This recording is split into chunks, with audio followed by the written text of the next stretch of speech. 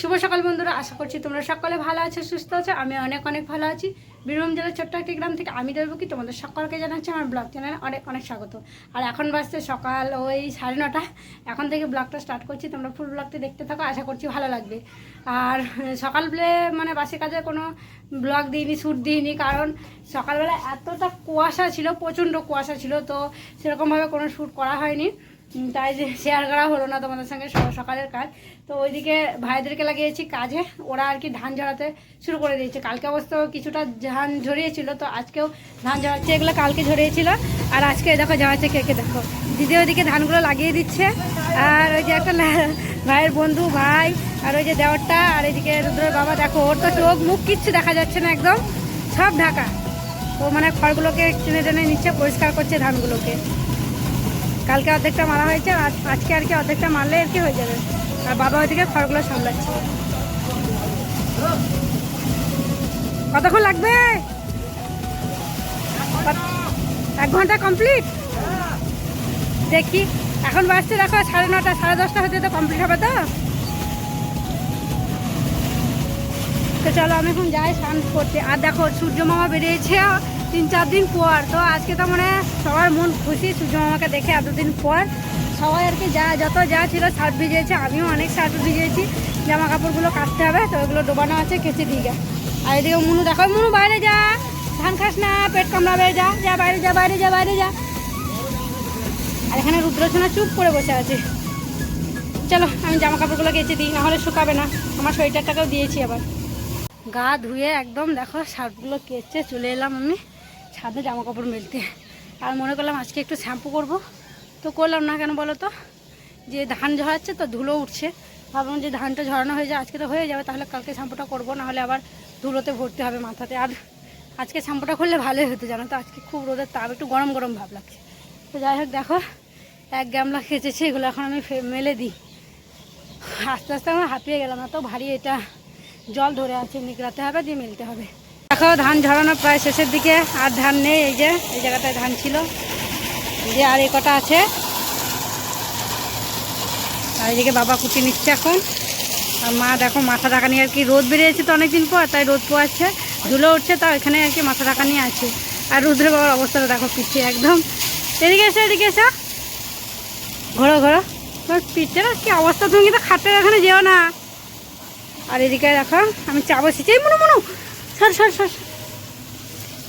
ধান মারা তো শেষ, ধান ঝরানো শেষ, তো চা খাবে, তার জন্য এদিকে চা বসালাম। যা। আর এইদিকে দেখো প্রেসার কুকারে মাটি বুলিয়ে আর কি কড়াই সিদ্ধ করে নিয়েছি। আর এখানে লঙ্কাটা বেটেছি, লঙ্কা পেঁয়াজ আদা দিয়ে গরম করে নিচ্ছি। গরম করলে বেশি টেস্ট হয়, কাঁচাও খাওয়া যায়। যাই হোক দেখো এবার চাটা আমি নামিয়ে নেবো, দিয়ে এই উনুনেই আর কি রান্না বসিয়ে দেবো। একদিকে ভাত বসিয়ে দেবো, দিয়ে ওদেরকে সবাইকে মুড়ি খেতে দেবো। বেলা 12টা বাজে, আর এইমাত্র ওদের আর কি ধান ঝরানো কমপ্লিট হলো। তখন থেকে মুড়ি খেতে বলছি খিদে পায়নি, একবারে সব ঝরাবো তারপর খাবো। দেখো সব ঝরানোর পর চলে এসছে ওরা, সবাইকে একসাথে মুড়ি দিয়ে দিয়েছি। আর আমি ওদিকে রান্না করতে করতে সব কিছু এখানে নিয়ে চলে এসেছি। প্রেসার কুকারে কড়াই সিদ্ধ, তেলের বোতল, লঙ্কা, পেঁয়াজ, জল সব কিছু এনে আর কি দিচ্ছি।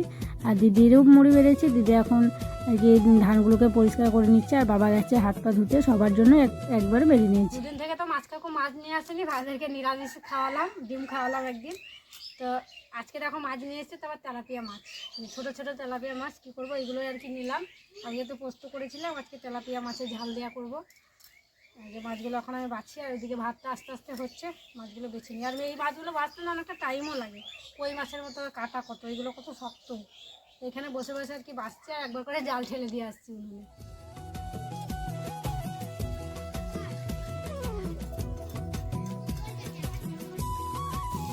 ভাবছি আজকে তেলাপিয়া মাছটাকে সর্ষে দিয়ে রান্না করব। সর্ষে, আদা, জিরে বাটা দিয়ে, টমেটো দিয়ে একটু মাখো মাখো আর কি, গায়ে লাগা লাগা ঝোল থাকবে, তাহলে খেতে ভালো লাগবে। আর দুদিন থেকে তো মাছ হয়নি, নিরামিষই হলো। মাছ কাকু তো মাছ নিয়ে আসেনি, তো আজকে এই মাছটাই নিয়ে এসেছিলো। কী করবো, এটাই নিলাম। নিরামিষ তো রোজ রোজ দেওয়া যায় না বলো।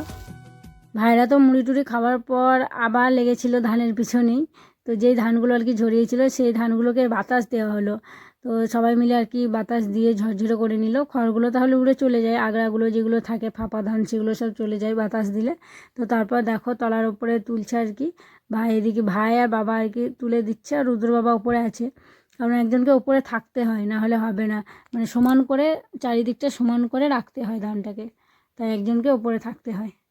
আজকে সেই যে জামা কাপড়গুলো মেলে দিয়ে গেছে, আর ছাদে আসার সময় হয়নি, মানে রান্না বান্না আবার ওইদিকে ধান ঝরাচ্ছিলো, খিচিবিচি ছিল। তো দেখি কি কোনগুলো শুকিয়েছে, যেগুলো শুকিয়েছে সেগুলো নিয়ে গিয়ে ঘরে রাখবো, আর যেগুলো শুকায়নি সেগুলোকে আবার মেলার ব্যবস্থা করতে হবে অন্য জায়গায়। আর ছাদে এসে দেখছি ভাগ্নি চুপচুপ করে মোবাইল নিয়ে এসে মোবাইল দেখছে, আর এখানে ভাত খাচ্ছে। আর এবারে তো নিচে দিদি অতটা মোবাইল দেখতে দেয় না, বকাবকি করে, তাই চুপচুপ করে মোবাইল নিয়ে চলে এসছে, দেখে মোবাইল দেখছে আর খাচ্ছে। আমার সোয়েটারটা তো শুকাবেই না, একবারও উল্টাপাল্টা করা হয়নি, শুকায়নি, হাতগুলো ভিজা হয়ে আছে, কলারগুলো আর হাতগুলো ভিজা ভিজা হয়ে যাচ্ছে। আজকে তাহলে আমাকে বেশি ঠান্ডা লাগবে, সোয়েটার পরতে পারবো না।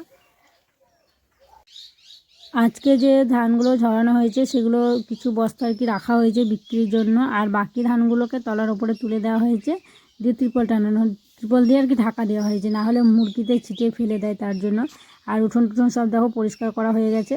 আর যে ধানের মানে ঝরাতে যেগুলো মানে খড় বেরিয়ে যায়, সেগুলো তো ধান থাকে, সেগুলোকে আর কি রাস্তা দেওয়া হয়েছে, সবাই যাওয়া আসা করবে, তাহলে আর কি ঝরে যাবে, 2-3 দিন পর তুলে নেওয়া হবে। আর ভাইরা গেছে এখন স্নান করতে, ওরা এলেই ওদেরকে এখন খেতে দিয়ে দেবো। কখন গেছিলো স্নান করতে, 1 ঘন্টা পর স্নান করে এলো ওরা। তো এখন বাজে প্রায় 5টা, সন্ধে লাগতে যায়। ওদিকে মানে শঙ্কর আওয়াজ পেতে শুরু করে দিয়েছি, সবার সন্ধে জ্বালা হয়ে গেল, আর এদিকে ওরা খাওয়া দাওয়া করছে। আমি এখনও খাইনি, ওদের খাওয়া হবে তারপর আমি খাবো। খাওয়া দাওয়া করতে করতেই আর কি গাড়িকে ফোন করা হলো ধান বিক্রি করতে যাওয়ার জন্য। তো খাওয়া দাওয়া করেই দেখো ওরা বেরিয়ে পড়ছে ধান বিক্রি করতে। ভাইও যাবে বলছে, ভাইয়ের বন্ধুটাও যাবে বলছে। তো এই যে এই বস্তা ধান চাপিয়ে নিয়েছে, এগুলোকে এখন বিক্রি করতে যাবে। তো ওনার গ্যাস তো নেই, কী করবো, উনুনে চা করা হলো খড়ের জালে।